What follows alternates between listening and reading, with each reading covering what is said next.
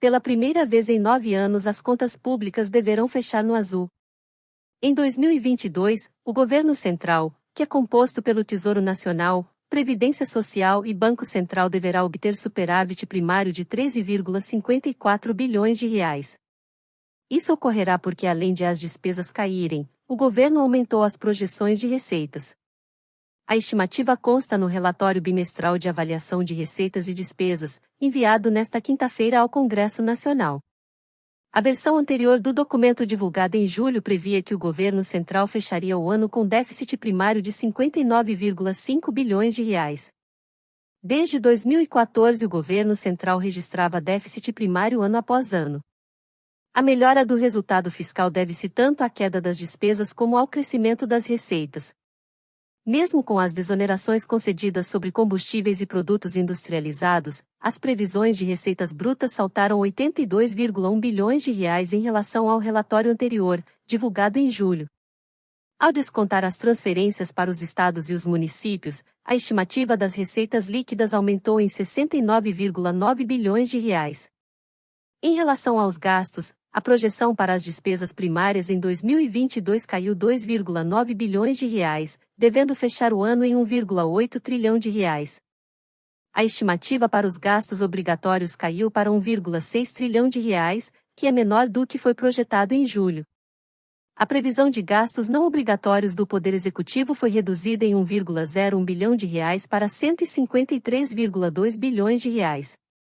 A previsão de superávit primário só não será maior por causa do acordo que extinguiu a dívida de cerca de 24 bilhões de reais da Prefeitura de São Paulo com a União em troca da extinção da ação judicial que questiona o controle do aeroporto de Campo de Marte na capital paulista. Não fosse o acordo, o governo central obteria superávit primário de 37,5 bilhões de reais neste ano. O superávit primário representa a economia de recursos para o pagamento dos juros da dívida pública. A projeção, informou o Ministério da Economia, incorpora a aprovação da emenda constitucional que aumenta benefícios sociais e cria auxílio para taxistas e caminhoneiros. A mudanças tem impacto de 41,2 bilhões de reais até o fim do ano, mas esses gastos não foram afetados pelo contingenciamento porque estão fora do teto de gastos. A estimativa também inclui as desonerações de 71,5 bilhões de reais que entraram em vigor em 2022.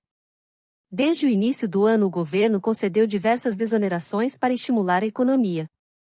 As medidas com maior impacto são a redução em 35% do Imposto sobre Produtos Industrializados, IPI, que fará a União deixar de arrecadar 23,6 bilhões de reais neste ano.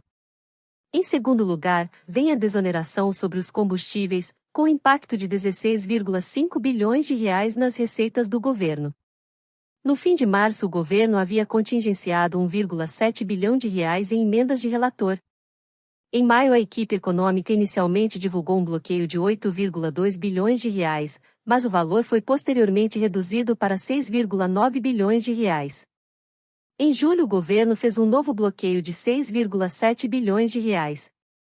De lá para cá, haveria a necessidade de um novo bloqueio de 10,5 bilhões de reais, mas como existem 7,8 bilhões de reais em emendas de relator e em emendas de bancada bloqueados, só foi necessário bloquear 2,6 bilhões de reais.